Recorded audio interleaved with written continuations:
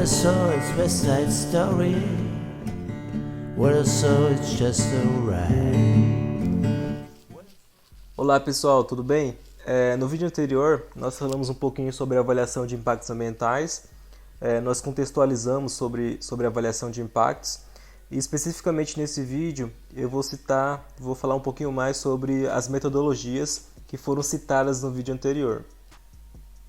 Bom, dentre as metodologias utilizadas para fazer a avaliação de impactos ambientais, nós temos o ad hoc, o ad hoc, que basicamente envolve aí a presença de especialistas em determinada área, como um ecólogo, um engenheiro civil, um assistente social, um economista, um engenheiro ambiental, um biólogo.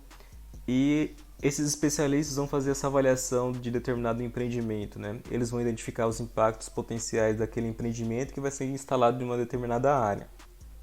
Então essa é uma metodologia que ela tem como vantagem, benefício, de ser de rápida aplicação, né? Porque tem pessoas que já têm um conhecimento amplo sobre determinado assunto, e o custo é baixo também, né? E quando nós vamos para a questão financeira, quanto menor for o custo para determinada atividade, né, ou estudo, melhor vai ser para o empreendedor que está fazendo esse processo aí de licenciamento ambiental.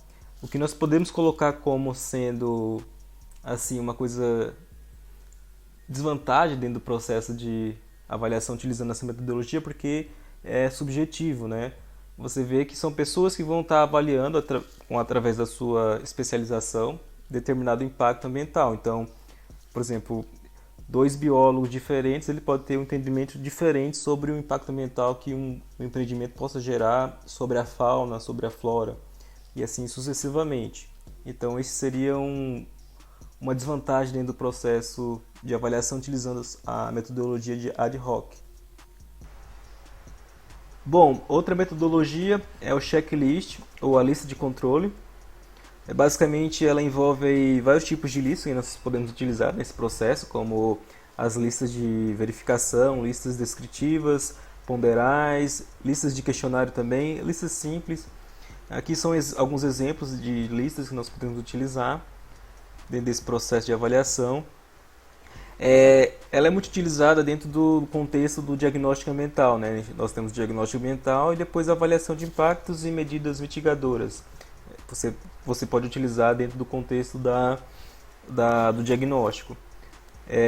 Ela permite que nós façamos a memorização dos fatores ambientais, né? Porque a gente faz a listagem, né? Sai descrevendo cada tipo de impacto ou de ação que vai ocorrer em cada meio. Então isso permite que nós façamos a memorização desses dados com mais facilidade. Uma coisa que é, no caso, colocado como desvantagem é porque essa lista, né, a gente não consegue identificar quais são os impactos diretos e indiretos. Você percebe que você está fazendo a descrição, mas você não consegue direcionar. Esse impacto vai ser direto ou indireto, de primeira, segunda ordem, dentro do processo de avaliação de impactos ambientais. E outra coisa também são as características temporais e a dinâmica do sistema. A gente não consegue identificar nessa descrição, né, dos fatores ambientais na avaliação. Bom, outra metodologia utilizada são as matrizes de interação, que basicamente elas vão envolver aí a relação entre as ações, os aspectos ambientais do empreendimento com o meio afetado ou o fator ambiental afetado, né? Físico, biológico, socioeconômico. Então ela permite que nós façamos essa visualização com a interação entre as ações e o fator ambiental. Isso é muito importante. A gente pode colocar como ponto positivo também a questão de ser de baixo custo. Então, para o empreendedor, né, que está no processo de licenciamento aí, e principalmente dependendo do porte do empreendimento, isso é bem significativo, né? É bem importante que ele vai economizar dinheiro especificamente, né? E na parte econômica isso pesa muito. Então seria um ponto positivo o baixo custo na sua aplicação. Como pontos negativos, a gente pode colocar que ela não identifica impactos indiretos. A gente consegue identificar os impactos diretos, mas os indiretos, como de primeira, segunda, terceira ordem, não. Então seria um ponto negativo. Além da questão das características temporais e a dinâmica do sistema, a gente não consegue verificar utilizando as matrizes de interação. E podemos colocar também a questão da subjetividade da magnitude. Seria outro ponto negativo dentro do processo de avaliação com essa metodologia.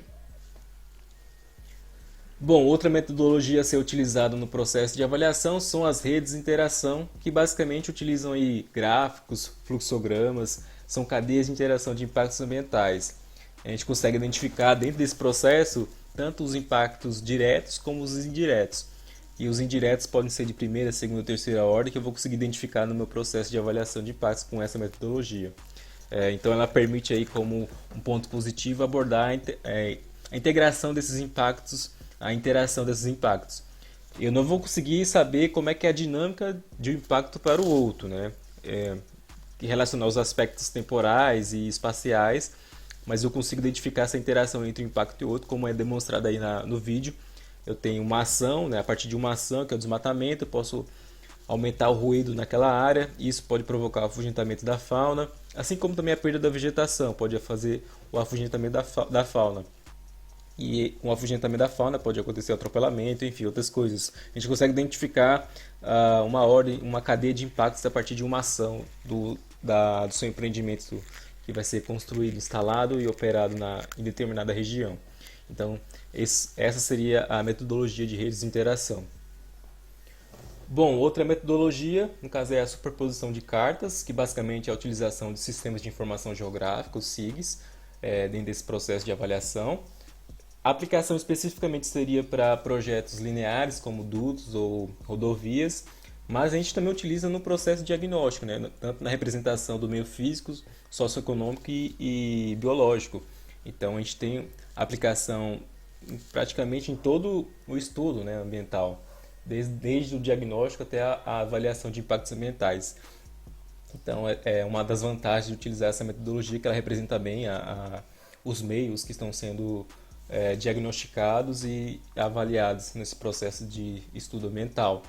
A gente pode colocar como ponto negativo o que nós colocamos lá para as matrizes de interação, né, que não conseguem identificar a magnitude do impacto ambiental, né, que é um dos atributos dentro do processo de avaliação. Pode colocar também que ela não identifica a interação de dados socioeconômicos e também não considera a dinâmica dos sistemas como nas matrizes de interação e nas redes de interação também. Então isso seria um dos pontos negativos da utilização dessa metodologia no processo de avaliação de impactos ambientais. Outra metodologia que é bastante conhecida por nós são as simulações, que basicamente vão utilizar softwares para fazerem a modelagem dos impactos, avaliar, né, o impacto ambiental numa determinada área de acordo com o empreendimento que está sendo estudado. A gente pode colocar então que habilita fazer o diagnóstico e o prognóstico da qualidade ambiental daquela área, né? Acho que eu posso colocar como um dos pontos mais negativos utilizando essa metodologia, no caso é o custo. Aí para o empreendedor e você que vai estar fazendo a avaliação de impactos ambientais, você tem que considerar isso, né? A utilização de softwares é caro. Se você não possui o software, você não sei como é que você faria, alugaria ou utilizaria com outra pessoa, outro técnico para fazer essa avaliação. Dependendo se for, é porque depende também, se for consultor ou uma empresa já que atua bastante nessa área, já deve ter alguns softwares específicos que podem ser utilizados na avaliação de impactos ambientais. Mas isso aí, a questão do custo é um dos pontos negativos que eu acho mais relevantes para a utilização dessa metodologia.